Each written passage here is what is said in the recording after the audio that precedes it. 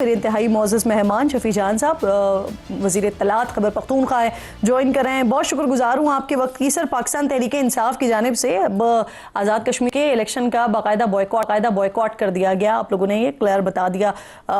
कल social media पर post कर दी गई आप लोगों की तरफ से। 2 रोज़ पहले जो कोट लखपत में पाकिस्तान तहरीक इंसाफ के जो अहम रहनुमा हैं, जो कैद हैं, उनकी जानिब से ये आप लोगों से कहा गया था कि इस अमल का बॉयकॉट ना करें।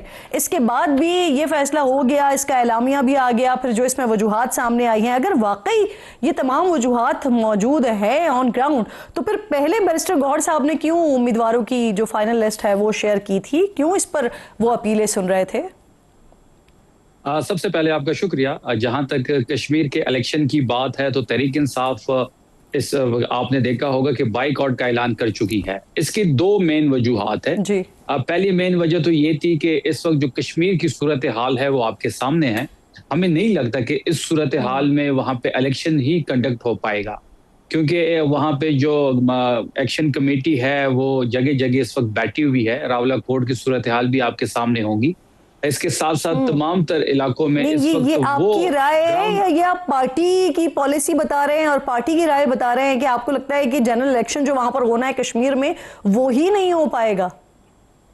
देखिए, ये ओवरऑल जो देखिए काफी दिनों से इस पे सोच विचार जारी थी। हमारी जो मरकजी लीडरशिप थी वो पे इस पे काम कर रही थी।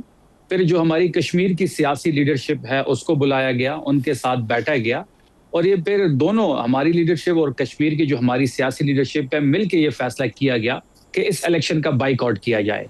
लेकिन मेरी जाती राय ये है कि बाइकआउट नहीं करना चाहिए था, लेकिन पार्टी का फैसला है, उसके साथ स्टैंड करना पड़ेगा। क्योंकि मैं ये जाती तौर पे समझता हूँ कि कोई भी इंतखाबी अमल हो वो मैदान खाली ना छोड़ा जाए। लेकिन इस वक्त जो सबसे बड़ा मसला है वो कश्मीर की सूरत हाल है, क्योंकि कश्मीर में जो सूरत हाल है हमें नहीं लगता कि उस सूरत हाल में जो वोटर है वो आजादाना तौर पे अपने वोट का इस्तेमाल कर सकेगा, क्योंकि वहां पे जगह जगह यहाँ पे रुकावटें भी हैं, एहतजाज भी शुरू हैं, गिरफ्तारियां भी हो रही हैं, रियासत भी ताकत का इस्तेमाल कर रही है। सर, एक शफी जान साहब, एक बहुत बड़ा मसला जो पाकिस्तान तहरीक इंसाफ के तमाम रहनुमाओं को दरपेश आता है, जब भी वो जो आपका एक सोशल मीडिया की लीड है उसके खिलाफ अगर कोई बात की जाती है, कोई अगर हरकत की जाती है, तो फिर आप तमाम लोगों को वो सोशल मीडिया का प्रेशर भुगतना पड़ता है। अब भी कल वजीर आला कल जो है वो एक तकरीब में शरीक हुए, उसके बाद उनके खिलाफ जिस तरह की ज़बान इस्तेमाल की जा रही है, जिस तरह की बात उनके खिलाफ की जा रही है, कौन कर रहा है ये सब कुछ? देखिए, सोशल मीडिया हमारी ताकत है। सोशल मीडिया में नेगेटिव्स भी हैं और पॉजिटिव्स भी हैं। आज अगर तहरीक इंसाफ की ये तहरीक जिंदा है तो उसका क्रेडिट सोशल मीडिया को जाता है। सर, वो ताकत ही आपको गद्दार करार दे रही है। जी, मुझे 1 मिनट दीजिएगा। जिस तरीके से सुहेल आफरीदी साहब ने कल जो इस्लाहात की कॉन्फ्रेंस थी, जेल इस्लाहात में, उसमें शिरकत की और वहां पे इमरान खान साहब का मुकदमा रखा और अपने सूबे की नुमाइंदगी की और ये बताया गया कि हम अपने सूबे की जेलों में क्या कर रहे हैं, वो जितनी ही उसकी वो काबिल तारीफ है, काबिल सताइश है। क्योंकि अगर सुहेल आफरीदी साहब वहां पे ना जाते तो वहां पे इमरान खान साहब का मुकदमा कौन रखता? वहां पे पंजाब हुकूमत ने जिस झूठ का सहारा लेते हुए इस्लाहात का जिक्र किया, वो इस्लाहात तो हमें कहीं नजर नहीं आ रहे। अगर वो इस्लाहात अगर हमें नजर आते तो फिर इसकी शुरुआत तो अडियाला से करना चाहिए था।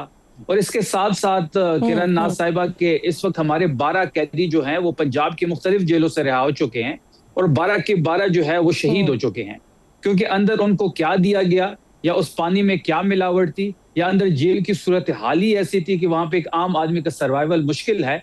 तो वो 12 नाम भी हमने मीडिया को दी हैं, वो 12 शहादतें जो हुई हैं, उसके बाद जेल इस्लाहात की पंजाब की बात करना मेरी समझ से बलात्कार है। और अडियाला की सूरत हाल, ये बहुत खौफनाक इल्जाम लगा रहे हैं। इसके लिए मेडिकल रिपोर्ट्स वगैरह मौजूद हैं कि इस तरह का कुछ जेल में हुआ कि जिसके बाद जब वो बाहर आए उसके बाद वो इंतकाल कर गए। तो इसकी मेडिकल रिपोर्ट्स वगैरह मौजूद हैं या ये आप एक तज्जिया अपना पेश करेंगे वो जेल के बाद आ गए और इंतकाल कर गए? तज्जिया की बात ही नहीं है, तज्जिया की बात ही नहीं है। किरण साहिबा, हमारे 12 लोग मुख्तलिफ जेलों में गए पंजाब के, वो 12 जब रिहा हुए अपने कैद काट के 12 के 12 शहीद हो गए। तो ऐसा क्या अंदर दिया गया? या फिर अंदर सहूलियात ही नहीं है कि उधर एक आम आदमी सर्वाइव ही नहीं कर सकता?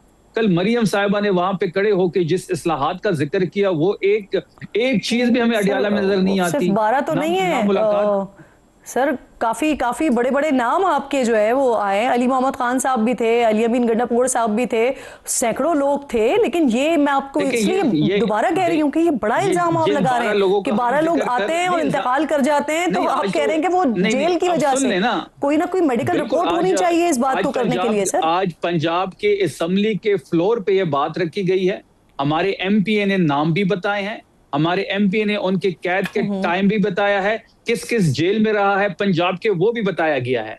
हम कोई इल्जाम नहीं लगा रहे, वो ऑन रिकॉर्ड चीज पड़ी हुई है। तो फिर आप एक ऐसे कॉन्फ्रेंस में खड़े होते हैं, वहां पे फिर आप अपने इस्लाहात का जिक्र करते हैं जो झूठ पे मबनी होता है। फिर इसके बरकस अफरीदी साहब ने जिस तरीके से इमरान खान साहब का इस तकरीब में सर चारों वज़राए आला ने स्पीच की, मेरी नजर से कुछ विजुअल्स भी गुजरे। अब हुआ ये कि जब मरियम साहिबा खिताब कर रही थी तो वो शायद वो हम सोशल मीडिया आपकी ताकत की बात कर रहे हैं उसी ऑप्टिक्स के लिए वज़ीर आला खैबर पख्तूनख्वा मुंह मोड़े बैठे रहे, लेकिन वो एक जगह चूक कर गए कि जब तकरीर खत्म हुई तो तालियां भी बजा दी। सर नहीं, वो एक नेचुरल सी चीज है कि आप जिस भी तकरीब में मौजूद हो और वहां जो भी स्पीकर होता है वो जब अपनी स्पीच खत्म करता है वो आप सुनते हैं या नहीं सुनते, तो ये एक नेचुरल सी चीज है कि आप तालियां बजाते हैं। देखिए जब अफरीदी साहब स्पीच की तब भी सब तालियां बजा रहे थे। नहीं, लेकिन वो डेलिबरेटली क्या नहीं सुन रहे थे, वो चेहरा मोड़कर बैठे हुए थे। नहीं देखिए, अब उसकी बातों में किसको इंटरेस्ट होगा जो फॉर्म 47 की पैदावार हो, जो महर शराफत से हारी हो, जिसके फेडरल में 17 सीटें और पूरा पाकिस्तान उनको दे दिया जाए। फिर इसी तरह पंजाब में गवर्नमेंट तहरीक इंसाफ की थी और मरियम साहिबा को दे दिया गया, तो उसकी स्पीच में कौन इंटरेस्टेड होगा। फिर वो जो स्पीच कर रही थी वो भी सारा झूठ पे मबनी था। क्योंकि आप मुझे 2 मिनट दें, मैं आपको अच्छा मुझे आखिर में हालात बता देता हूँ। जी ठीक सर, हम काफी सारी बात कर चुके हैं। मुझे ये फरमाइए, इस हफ्ते बुशरा बीबी साहिबा की अहले खाना से मुलाकात हुई है, तो जेल से कोई पैगाम आया है? क्योंकि आपने 2 रोज पहले एक प्रोग्राम में जिक्र किया है कि आप लोग सलमान सफदर के जरिए इमरान खान को पैगाम पहुंचाते हैं। ये बात तो हम कई दफा कर चुके हैं। आफरीदी साहब ने खुद इस बात का तस्करा अपने प्रेस टॉक्स में भी किया है कि हमने कुछ मैसेजेस भिजवाए थे और उसके बदले में हमें कुछ मैसेजेस भी मिले हैं। और आपने देखा होगा कि ये कहते हैं कि खान साहब की मुलाकात इसलिए हम नहीं कर पाते। कोई स्पेसिफिक मैसेज बता सकते हैं, क्या पैगाम मिला है आपको? नहीं, बुशरा बीबी की अभी जो मुलाकात हुई है अपनी फैमिली से, उसके बाद जो है वो अभी हमने उस पर कंप्लीटली बात करनी है, क्योंकि कुछ मैसेजेस हमने तफसीलन उनसे बात भी करनी है और कुछ मैसेजेस जो हैं वो जरूर आए होंगे, उस पर भी बात करेंगे इंशाल्लाह। शफी जान साहब बहुत शुक्रिया, प्रोग्राम में आप साथ मौजूद थे। आगे बढ़ते हैं नाज़रीन। ऑपरेशन मार्का हक में बदतरीन नाकामी के बाद भारत की अब कोशिश ये है कि पाकिस्तान में किसी तरह से आग लगाई जाए, बेअमनी कायम की जाए। पाकिस्तान के छोटे छोटे मसलों को अपने पेड मीडिया पर ज़रा बढ़ा चढ़ा कर आवाम को दिखाया जाए और आवाम को अपनी उसी तरफ उलझाए रखें। लेकिन भारत में खुद क्या चल रहा है ये बहुत ज़्यादा ज़रूरी है बताना। मोदी के राज में हिंदुस्तान में मुसलमानों और दीगर अक़लियतों के लिए कोई जगह नहीं है। मगरबी बंगाल में भारतीय जनता पार्टी इक़्तिदार में क्या आई, अब बांग्लादेशी मुसलमान पनाह गुज़ीनों के लिए भी ज़िंदगी मुश्किल बना दी गई है। नौ मुंतखब वज़ीर आला सुविंदर अधिकारी ने ओहदा संभालने के तीसरे रोज़ ही 3D पॉलिसी का आगाज़ कर दिया है। ये पॉलिसी डिटेक्ट, डिलीट, डिपोर्ट, यानी पहले मुस्लिम पनाह गुज़ीनों की शनाख्त करना, फिर उनकी रजिस्ट्रेशन या इंदराज को ख़त्म करना और फिर उनको रात के अंधेरे में सरहद पार धकेल देना। इस 3D पॉलिसी के तहत तमाम 23 अजला के हुक्काम को ये हिदायत दी गई हैं कि वो अपने अपने इलाकों में होल्डिंग सेंटर्स कायम करें। बांग्लादेशी पनाह गुज़ीन जहाँ नज़र आएँ उन्हें फ़ौरी गिरफ्तार करें, उन्हें होल्डिंग सेंटर्स में मुंतकिल करें। सूरत हाल का अंदाज़ा फाइनेंशियल टाइम्स की इस रिपोर्ट से लगाया जा सकता है। इस वक्त बांग्लादेशी बॉर्डर गार्ड सरहद पर स्पीकर्स के जरिए ये ऐलान कर रहे हैं कि भारतीय फोर्सेस लोगों को ज़बरदस्ती सरहद पार न धकेलें।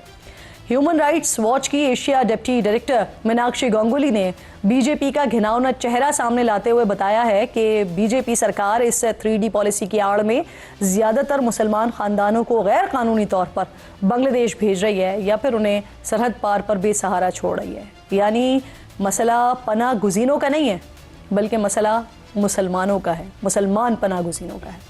इस सूरत हाल का सामना करने वाले एक मुतासरा पनाह गुज़ीन ने फाइनेंशियल टाइम्स से गुफ्तगू की और बताया कि उन्हें रात के अंधेरे में एक मदरसे से उठाकर ले गए, सरहद पर लेकर गए, वहाँ सारी लाइट्स बंद कर दी और फिर गेट खोलकर फायरिंग कर दी और कहा गया कि अब जाओ, अब डरने की ज़रूरत नहीं है, तुम तो बांग्लादेशी हो। वो डर गए इस सूरत हाल से क्योंकि उनको अंधेरे में मालूम ही नहीं था कि जाना किस तरफ है। बांग्लादेशी वज़ीर आज़म के मुशीर बराए खारजा हुमायूं अकबर ने सूरत हाल पर रद्द अमल देते हुए कहा है कि वो महज लोगों को ज़बरदस्ती सरहद पार नहीं धकेल सकते हैं। बांग्लादेश पहले ही म्यांमार से जान बचाकर आने वाले 10 लाख से ज़ायद रोहिंग्या महाजरीन की मेज़बानी कर रहा है और ऐसी सूरत हालात को मज़ीद ख़राब कर सकती है। मोदी के दौरे हुकूमत में हिंदुत्व नज़रिए ने भारत के फेक सेकुलर चेहरे को मज़ीद बर्बाद और मस्क कर दिया है। भारत के मुसलमानों के लिए जिंदा रहने की पहली शर्त हिंदुत्व सोच के सामने अपनी वफादारी का सबूत देना है। हालात ये हैं कि भारत की फ़ौज भी बीजेपी की मुतशद्दिद और मजहबी सियासत की नज़र हो चुकी है। दुनिया का अगला सबसे बड़ा कत्लेआम भारत में होने का खदशा है और कोई शक नहीं है इसमें कि इस कत्लेआम की शिद्दत गज़ा और फ़लस्तीन से भी बढ़कर होगी। अल्लाह ताला वहाँ पर मौजूद मुसलमानों की और दीगर माइनॉरिटी हिफाजत फरमाए।